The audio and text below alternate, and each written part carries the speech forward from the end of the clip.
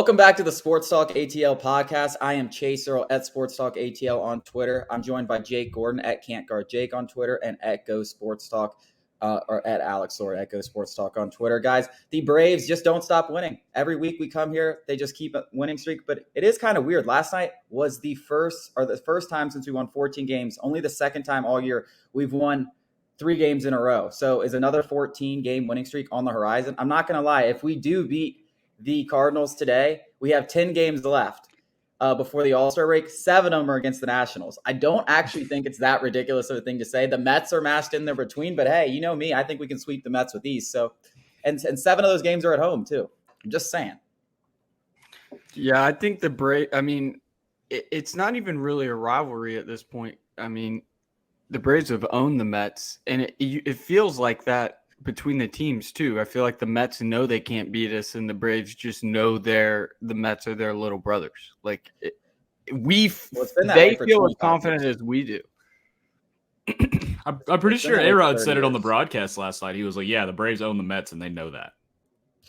Yeah, and he said the greatest thing I don't know how this was the first time we heard this, but he said Acuna was on one of his podcast shows or something, came in and was like, "Oh, we're so excited to play the Mets. Like, we know we're going to own them. Like, we're so much better." He's like, pitching wise, I think it's pretty even, but he's like, our lineups, they're not even close. And this is what I've been saying about the whole thing. These lineups between the Mets and the Braves, and I'm glad we're starting out with this because we have a lot of things to talk about, but shitting on the Mets is my top priority.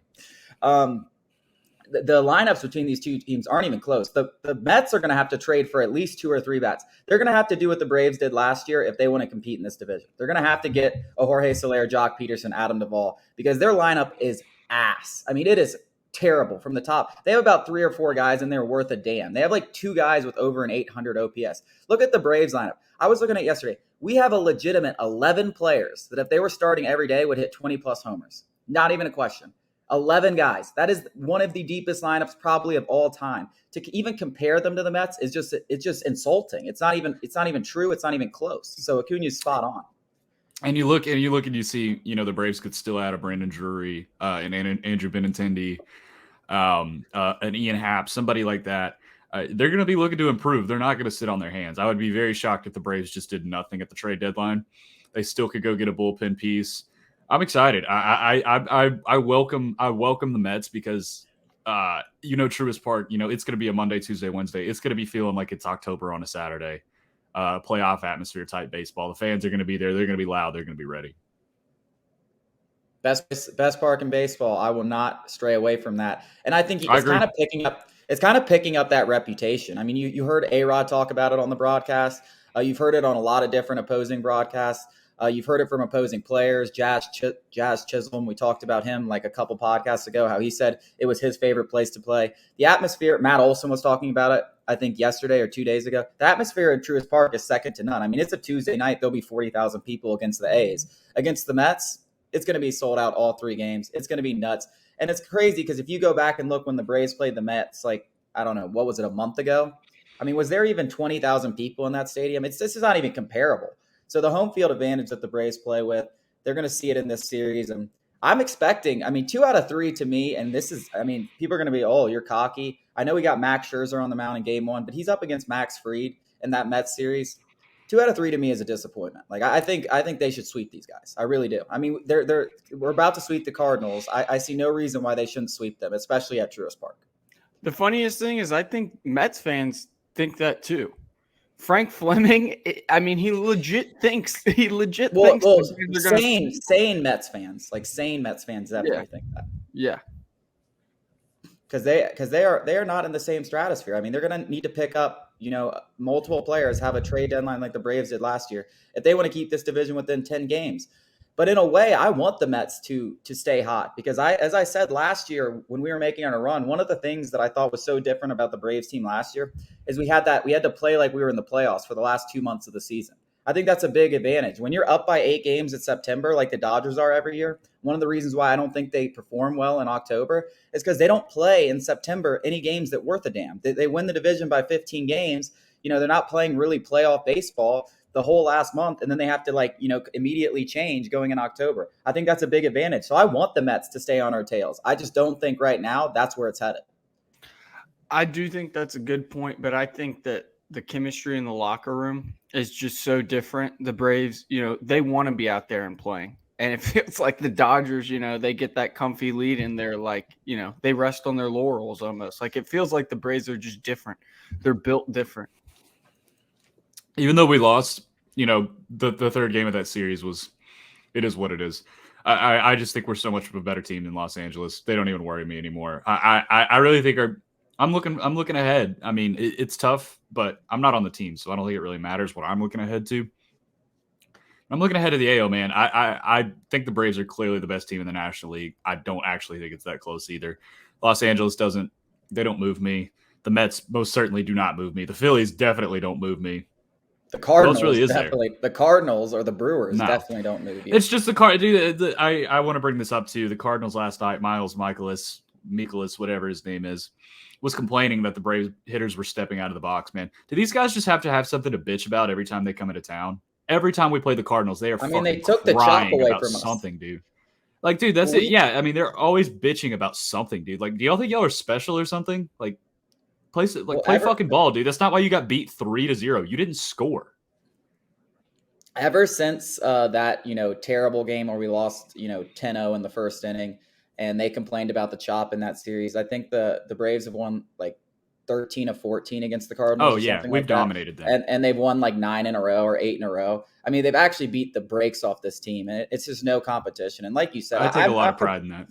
I know we're just kind of circle jerking the Braves here because they're hot, and it's easy to do when you win 27 out of 33.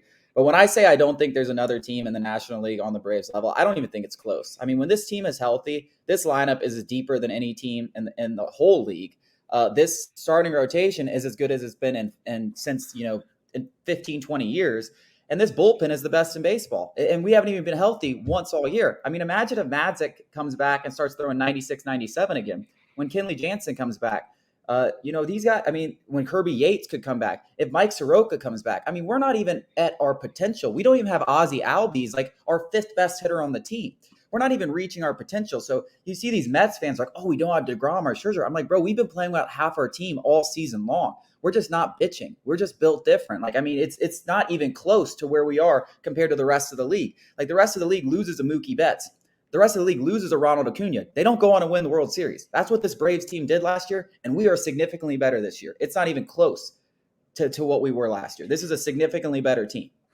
That's the thing. And I still think the Dodgers are a good team, obviously. We're not saying anything groundbreaking there, but this is the most beatable they've looked in a very long time. They added Freddie Freeman, and I was like, man, this team's going to be ridiculous.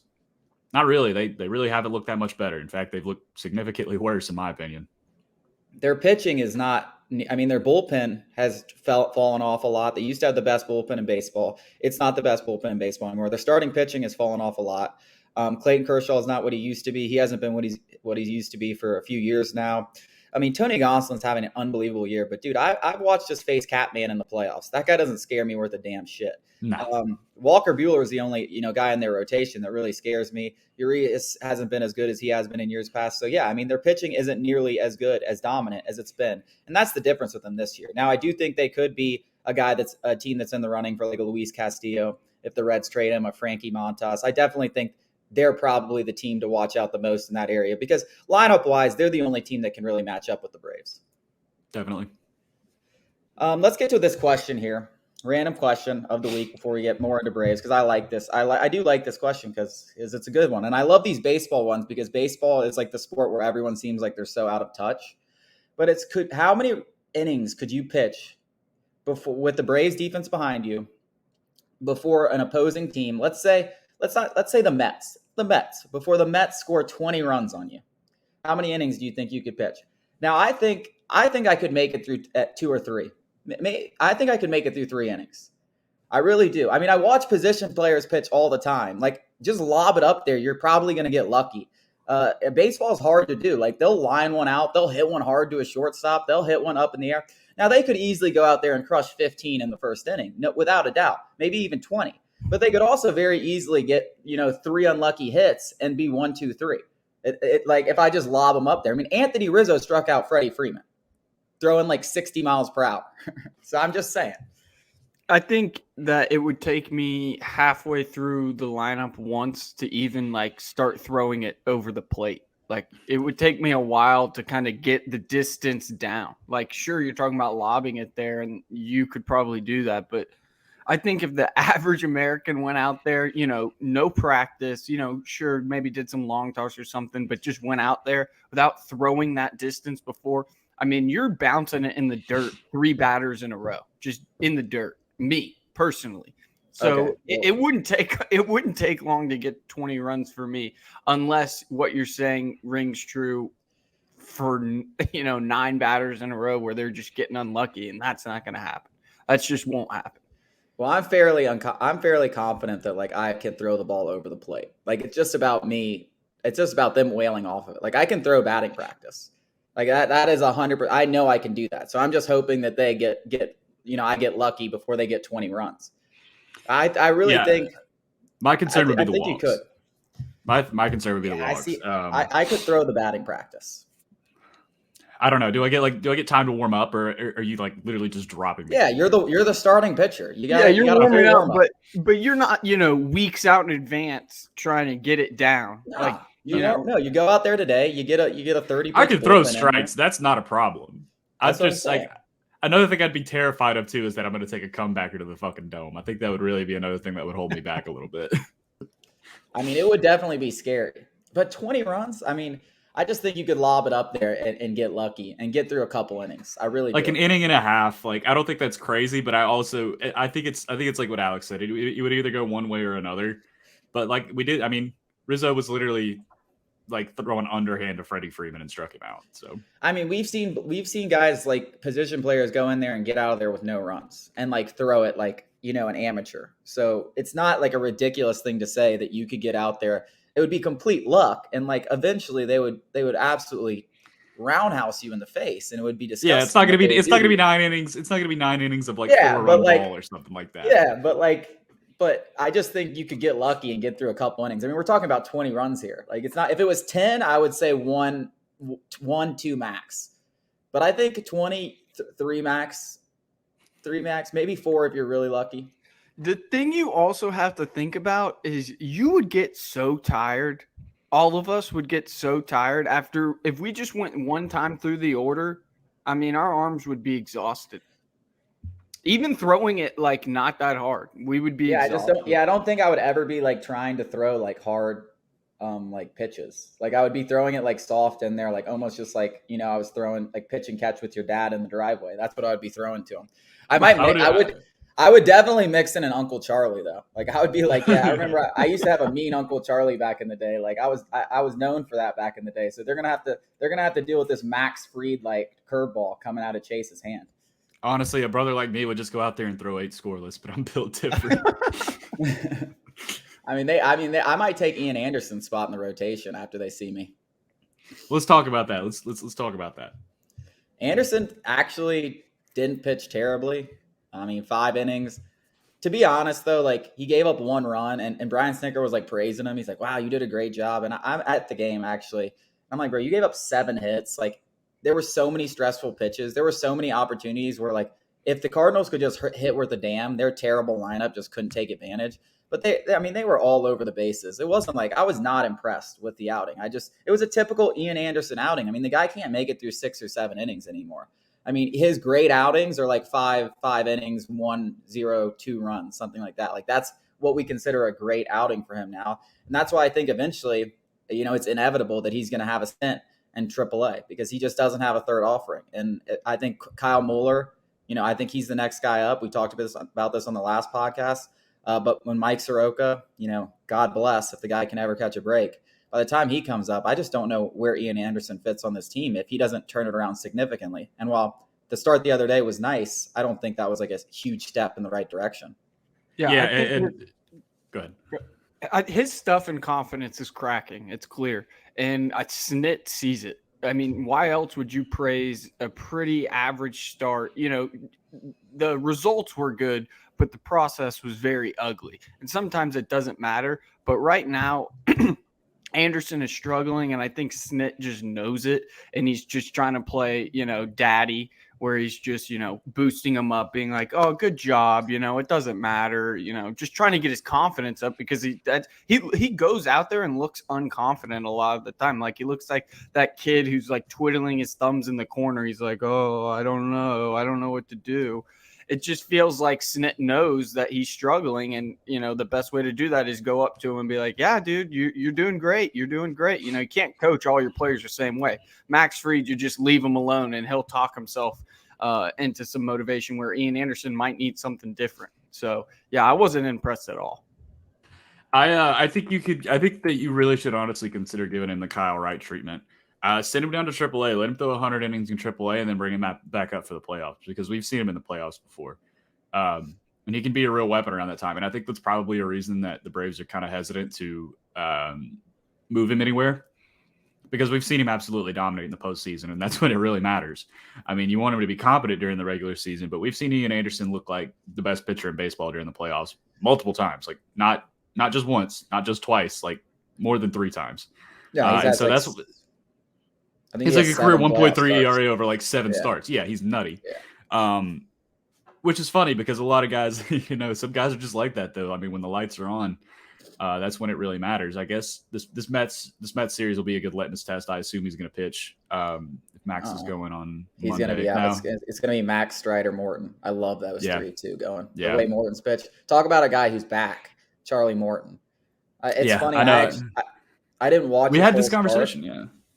No, I didn't watch his whole start against the Reds, like that we ended up losing on Sunday, where he had 6 no-hit innings. I was playing golf. I was like keeping up with him on my phone. I was on the beach. I didn't watch that one either. It's the first game I missed all year. I didn't realize it was a no-hitter, so we got finished, and I come in, and it's 1-0 in the 7th inning, and it flashes like 0 hits, and I'm like, oh, damn, he's got a no-hitter. And like as I say that, base hit up the middle. I'm like, are you kidding me? Like I come in, and this crap happens, and then the very next inning I say, man, Colin McHugh's actually been really good for the Braves. He gives up 3 runs. And I just like everything I said was like, I think I said Marcell Ozuna sucks in the 9th and he hits a homer. So I was like, everything I said was just like the opposite. I was like, thank God my phone's dead and I'm not on Twitter because it was just like all wrong. Everything I said was just becoming the opposite.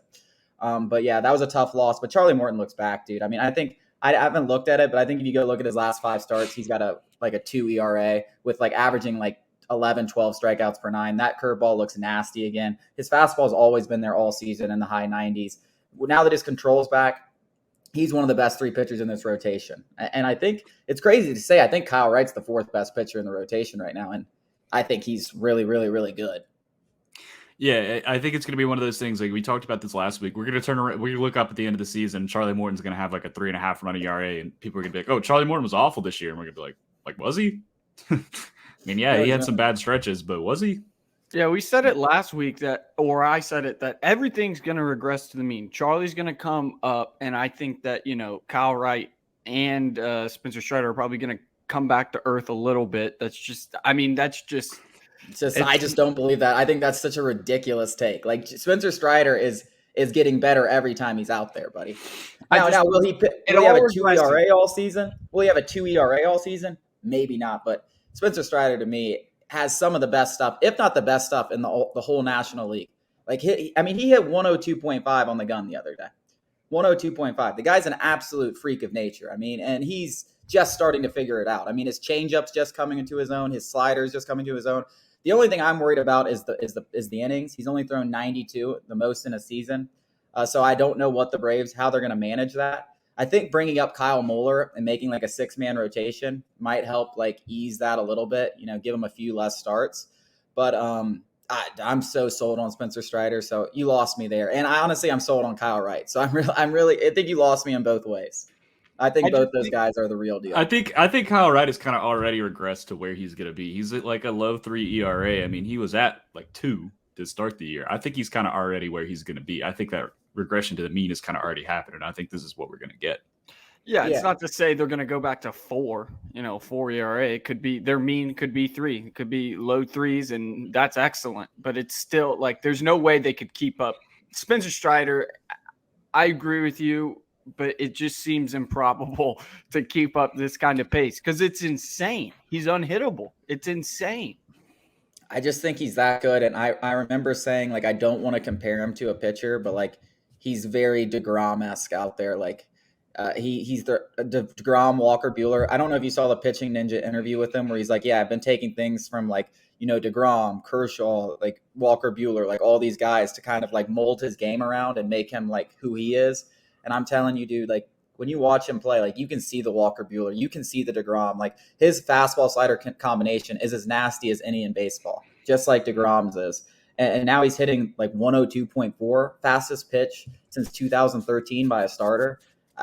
Dude, and that changeup's coming into his own. I mean, if he gets a third offering, I don't know how anyone's going to hit him. Like that changeup, I think guys are like 0 for 7 against or something like that.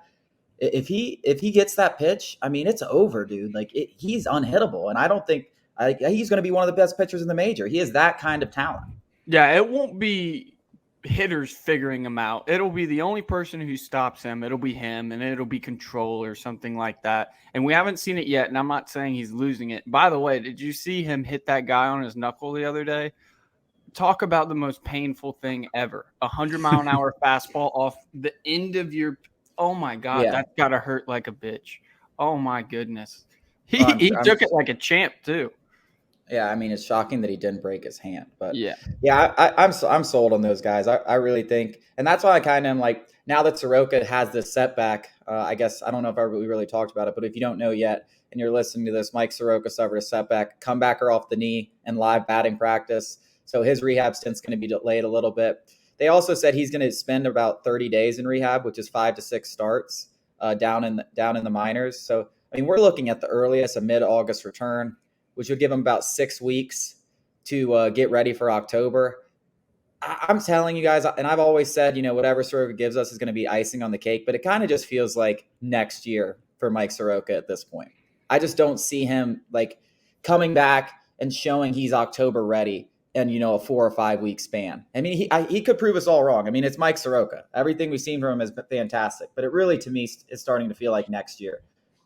And even I think everybody was way too. I mean, we tried to quell expectations, but we know how Braves fans and expectations can be. Like some of you guys were just way too just foregone conclusion. Here comes Mike Soroka back to give us a 2.5 run ERA in the middle of the rotation. That was just never a guarantee. It was never a guarantee he was going to give us anything at all. And so that's kind of why I'm like, okay, it's like really time to relax on this. Like I'm not going to think it's the end of the world if he doesn't come back this season. Yeah, there's no way you could come back in the middle of August and then take somebody's spot in the rotation either. So he would have to go into a different role that he's never done before. So even that is a lot to ask, middle relief, whatever it be.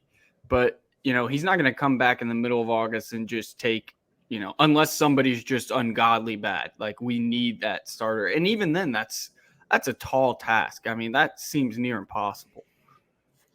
Yeah, I think a relief role at like best, like maybe he takes like a Dylan Lee's spot. If Dylan Lee struggles a little bit, maybe he takes Darren O'Day's spot if he struggles a little bit. I think most likely a relief role.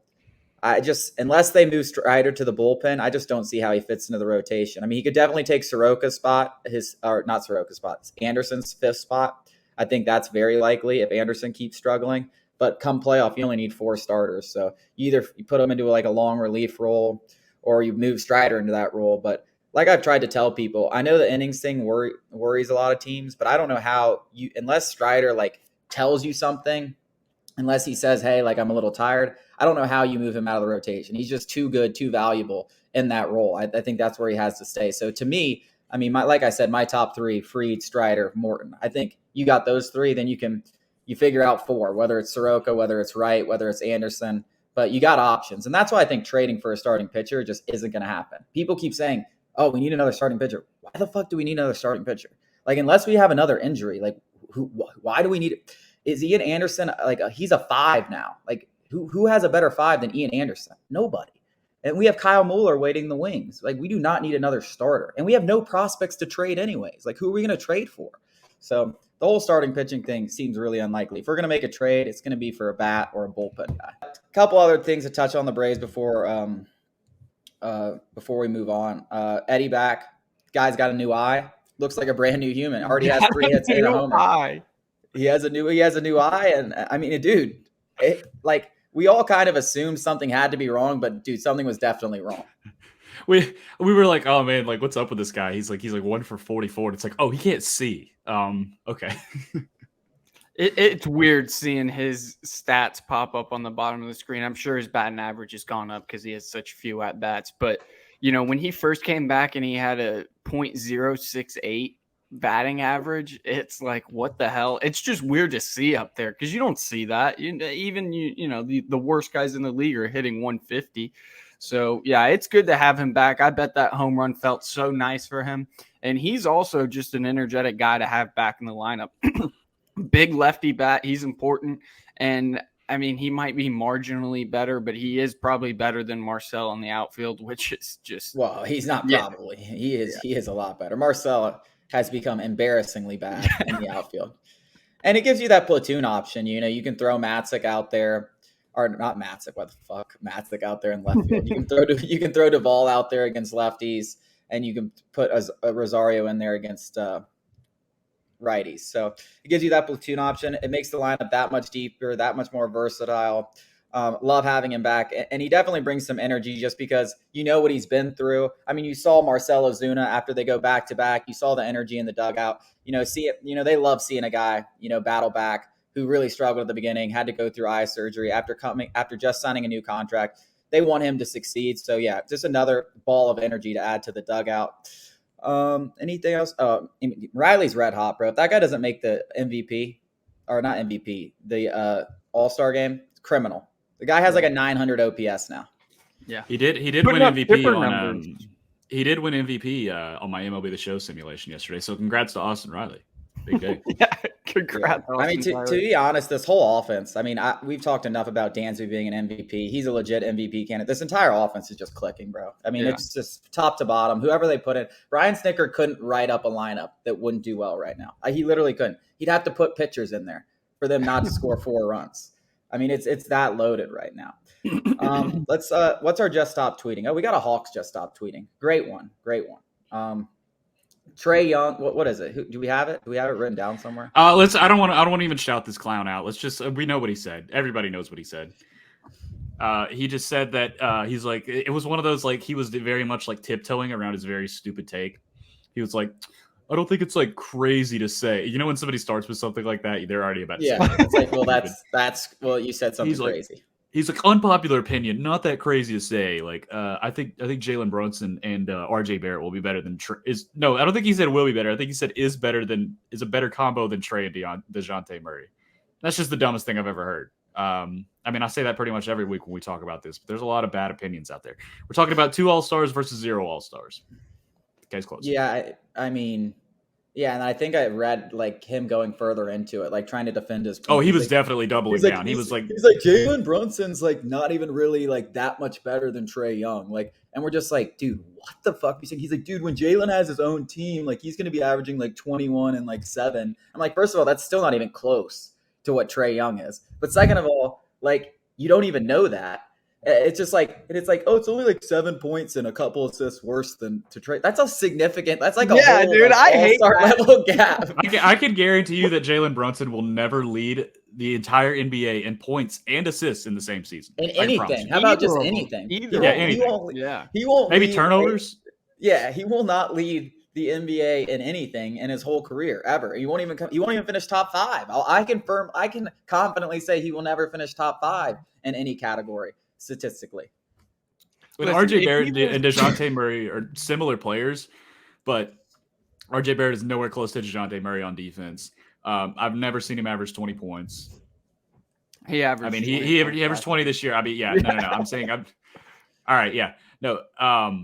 He didn't almost average a triple double though, and make like an all. I think that's where I was going with that. It's still early. Go ahead. Listen. It's very simple. If Jalen Brunson was Trae Young or Trae Young-esque, he would be Trae Young. He'd be an all-star. He'd be an all-NBA guy. The Mavs would have given him a supermax deal, but he's not. He's not that guy. He didn't even get $100 million from his own team. So yeah, I mean, what are we talking about here? Yeah, I mean, and I actually really like Jalen Brunson, but like you just say these ridiculous things. Like, stop trying to compare people to Trae Young. Like, Trae Young is at worst a top 3-point guard, like at worst. And I can make an argument to be one. Man. They want to be like they lay in bed at night and like grind their teeth and punch the air thinking about Trae Young. They have to have to one up him somewhere because they haven't been to the playoffs in like it was like 15 years before they went last year, and then Trae just immediately like just took it away. They had nothing. They got crushed. I mean, if Trae Young was 2 inches taller and had a normal haircut, everybody would just shut the hell up. But like he's tiny and has weird hair, and everybody gets all in their feelings about it. It's crazy. This happened about Steph too, and Kyrie at the beginning of his career. It's just weird that the NBA and its fans have like something against small players. It's like you automatically get hated no matter what. It's yeah. So there's like a 5'8" guy that weighs 230 pounds. He's like he's too small for the NBA. Yeah. Like I don't get You're it. Like 4 inches shorter than he is. You should relate. Yeah, you should relate to those guys. Like I relate to the guys who are like 6 foot, like out there bowling. It's like, hey, dude, you can. Trae Young is me, dude. I am Trae Young's size, and he's out there dominating. It's like, yeah, he's one of us, not one of these 7 foot freaks. I mean, are you kidding me? Like Trae's just doing it as like an average American, and that that's the best underdog story of all time. So here's a good random question. Most delusional fan bases in all sports. Let's go.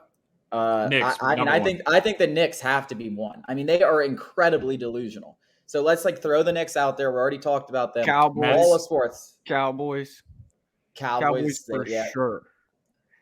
Yeah. I mean, Cowboys Texas definitely got it. Football. Texas football. That's a good one. Any other ones? A&M. I saw some guy the other day. I think it's something about Texas. We already have 3 Texas teams in the running. Really in New York. I saw some guy the other day. It was one of those like terrible college football meme pages that had like 100 followers, and he was like, "Who's the most delusional fan base in college football, and why is it Georgia?" And I'm like, "My brother in Christ." they literally just won a championship. I don't think really. Notre Dame. I will say, like, before the national championship, Georgia could have been up there for sure. Oh yeah, no. That's just not the case anymore. It's not because they were a bad program, but it's like Georgia walked around as if they were like second fiddle to Alabama, when in reality they were like 7th fiddle, like in the SEC. Like they hadn't won a championship since like 8 other teams had won.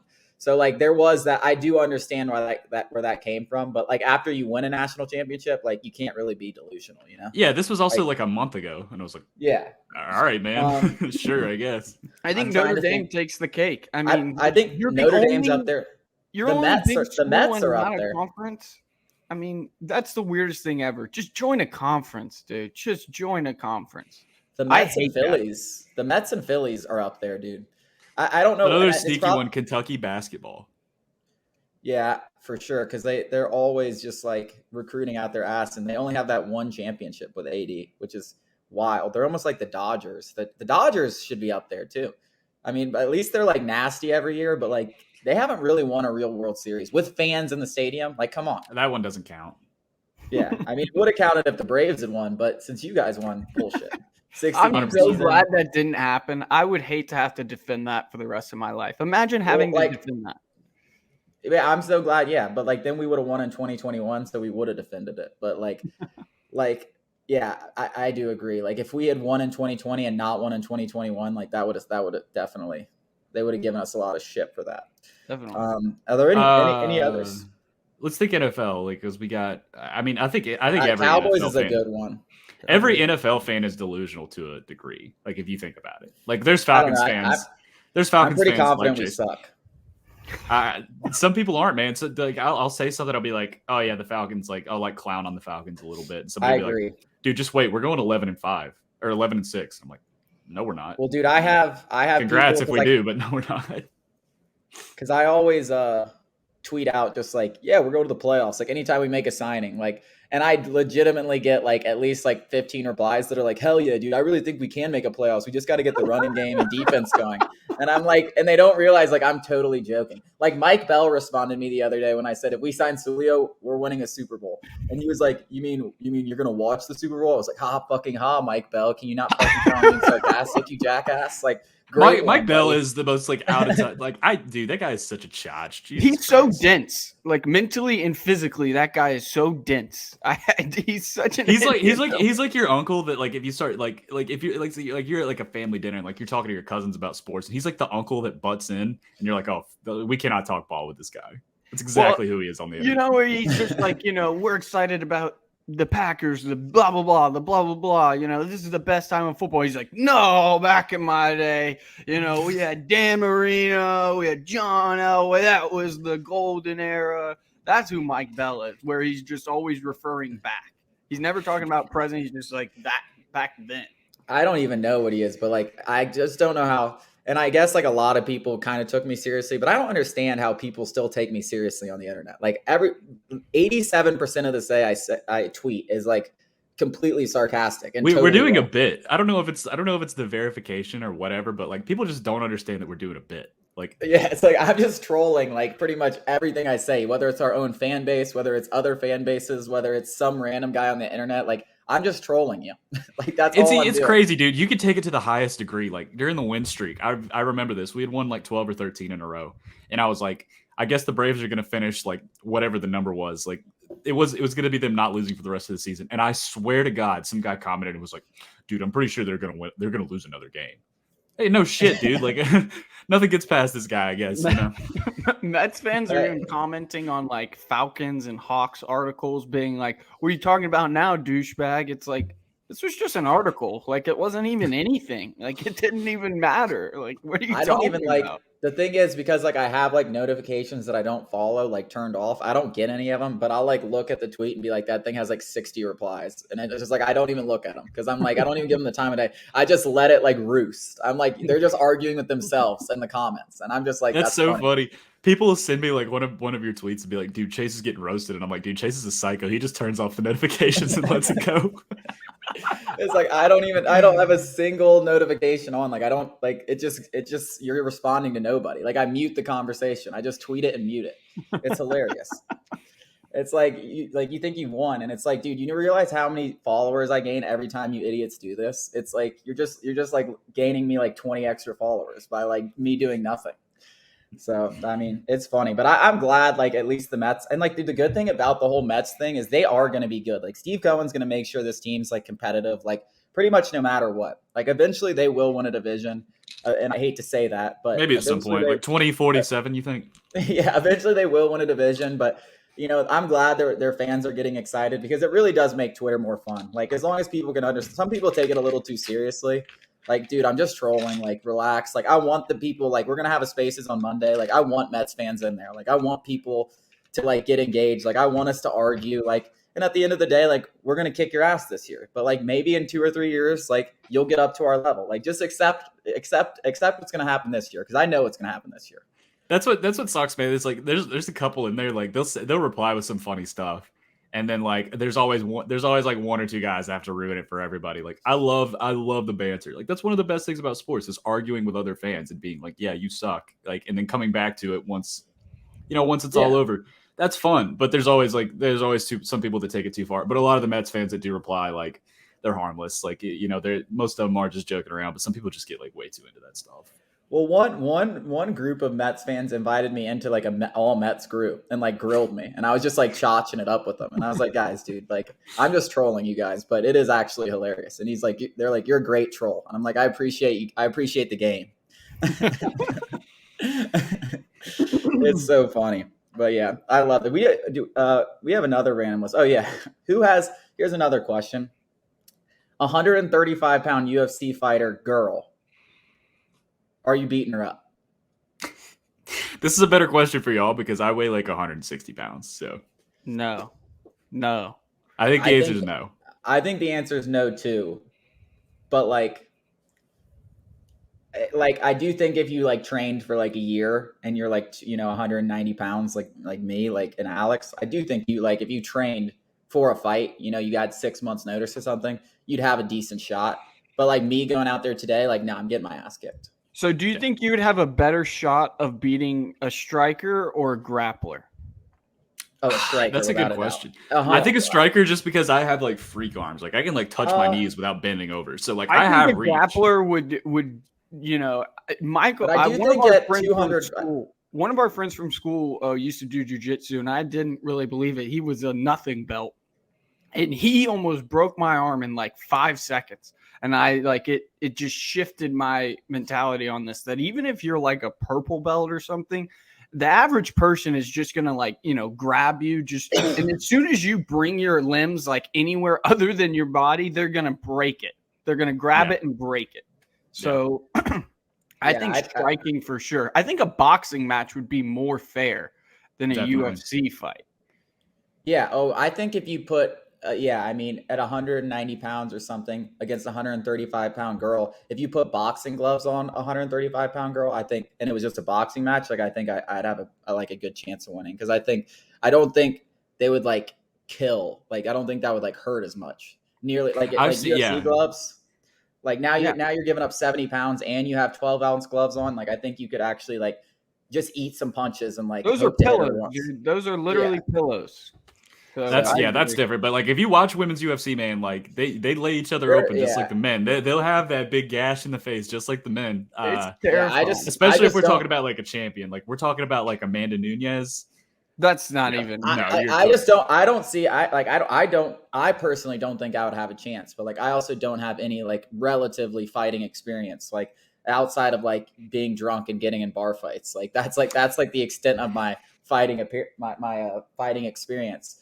Like I think someone like Turner, like my roommate, who's like wrestled his whole life, who's like 200 plus pounds and has like done some boxing, like I think he would beat the shit out of a 135-pound girl. Like I think he'd kill her. Like I don't think it'd be close. But like that guy wrestled for 12 years. Like he boxed for like another like 4 years. Like that, if you have that experience and you're 200 pounds, like I think you can definitely beat a 135-pound girl. Me, no chance. Like I don't think so.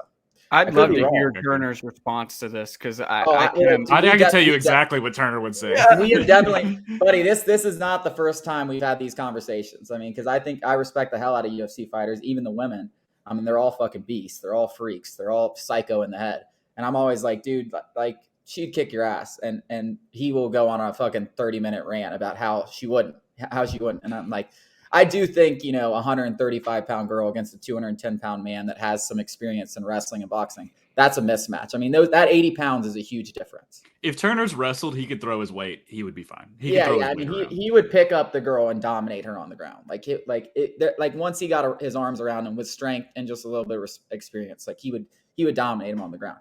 Now, maybe she gets a lucky submission, but I do believe that like if you have that experience, you could win that. How funny would it be to watch a 130-pound chick just give Turner one knuckle right to the fucking chin, and him just like flat? I'd pay. I'd have one of those front row seats in Vegas. They'd be panning to the crowd. They're showing like Joe Burrow and all the Bengals, and there I am right there, just like beat his ass. Going crazy. I would love that. I mean, it would be funny. I mean, obviously Turner's my best friend, but goddamn, it'd be hilarious to watch him get his ass kicked by 135. We were talking about sports promotion the other day, and the easiest one to do would be to get a professional soccer player alone versus 20 midgets, or however many midgets it would take to be like a decent game. Regular size goalies, but just 20 midgets versus Cristiano Ronaldo. How many midgets would it take to beat Cristiano Ronaldo?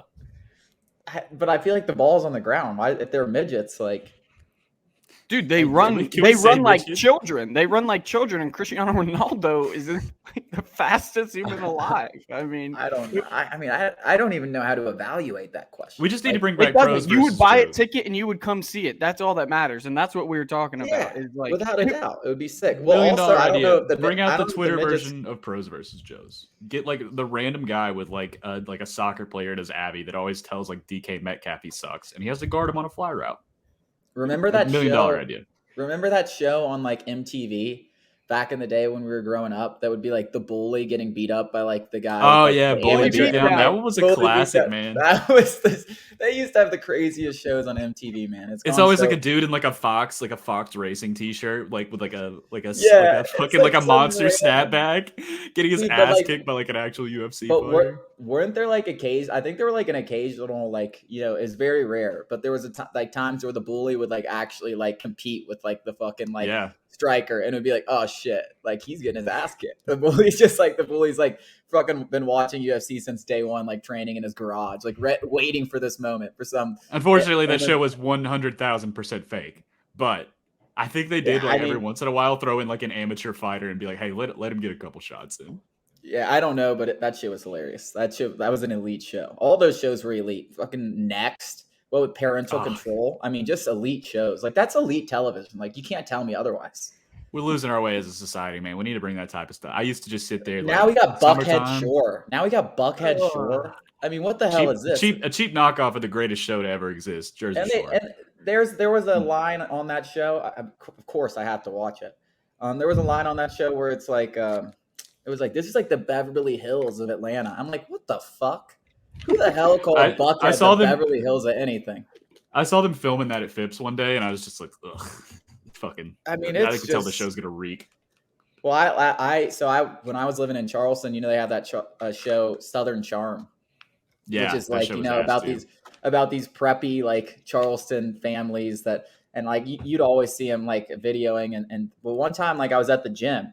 And like, I swear to God, they have this video set up and these two people are just sitting on a yoga mat and they do it for like an hour, just sitting there talking like while being videoed. I'm like, why did you decide to come to the gym to sit on a yoga mat, like act like you're working out and just have a fucking hour-long conversation and snip it up for 5 minutes? Like, this is so stupid. It's incredible. But yeah, I was just in shock. But all right, we're off the deep end over here.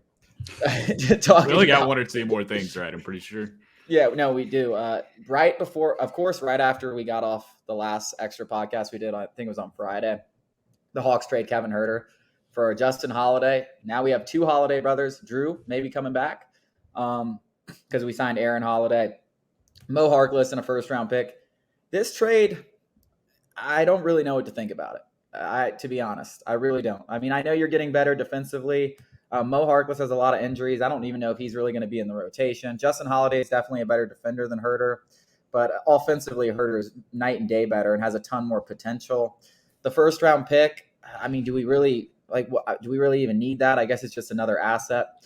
Just kind of it's a lottery protected Kings pick, so we're never going to get that because I don't think the Kings are ever going out of the lottery. It's just a weird trade, in my opinion. I don't really understand that at all. I think it's just unless we do I think they're going to waive Harkless. They'll waive Harkless. I thought it was a setup for something else, but I said the same thing about the Cam Reddish trade, and then pretty much nothing happened until we just got DeJounte Murray 2 weeks ago. So super quiet. I think it's a shift in mentality. I mean, the Holiday brothers are just like just like Drew.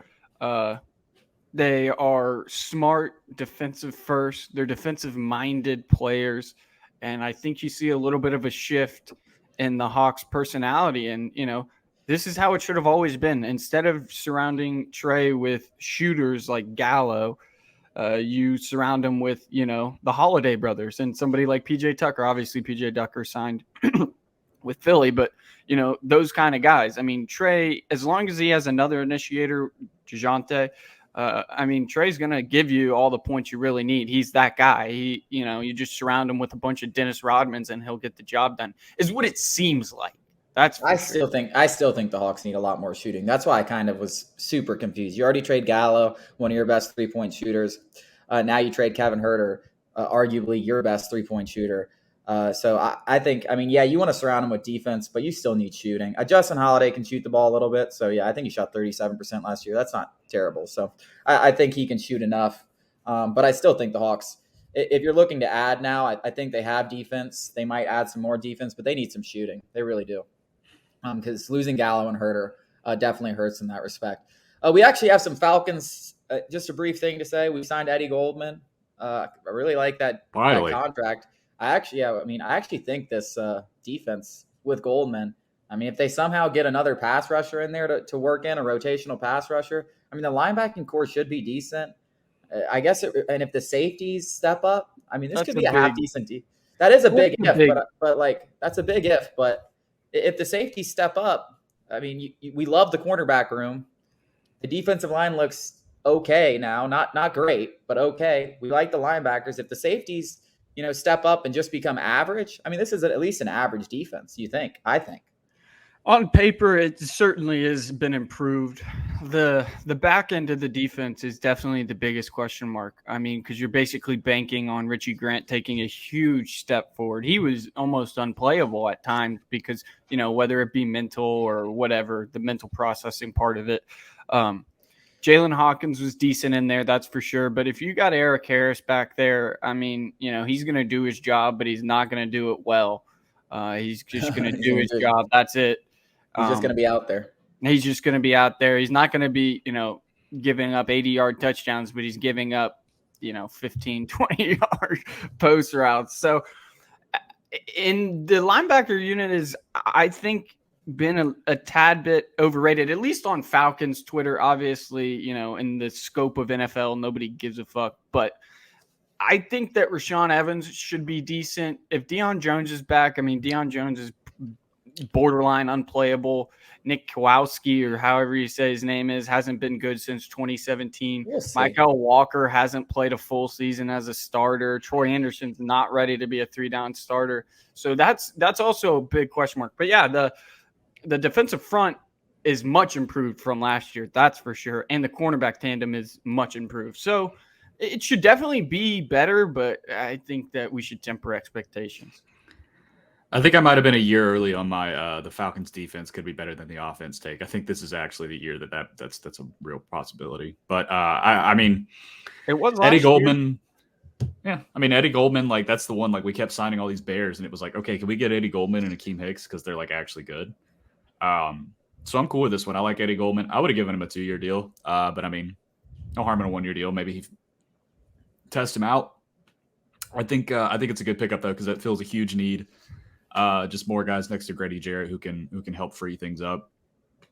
But this is the first thing the Falcons have done in weeks. So he's the best interior defender Grady's played with in years. Definitely. I can't even think back to maybe Poe. Dontari Poe, baby. Yeah, Dontari Poe, maybe. But that's about it.